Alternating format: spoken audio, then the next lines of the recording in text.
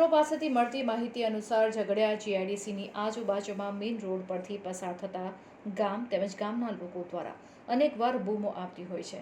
તેમ છતાં જીઆઈડીસી કે કંપનીના સત્તાધીશો દ્વારા કોઈ પણ નક્કર પગલાં લેવાતા નથી અને જીઆઈડીસી માટે નીકળતા વાહનને કોઈ પણ વ્યક્તિ કે કોઈ પણ જાતના સેફટી વગર વાહનો પસાર થતા હોય છે. એવું જ એક કંપની જેમ કે ગુલશન પોલિમર કંપનીનું કન્ટેનર GJ10 TX4205 હાઇવા કંપનીનું મટીરીયલ લઈ જતા હતા. તે સમયે નજીકના ગામમાંથી પસાર થઈ રહી હતી.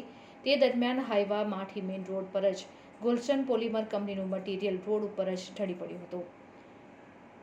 આ સમયે ગામના જાગૃત નાગરિકો દ્વારા કંપનીના સત્તાધીશો તેમજ જીપીસીબીને બોલાવીને આ કેમિકલના સેમ્પલ લેવામાં આવ્યા હતા.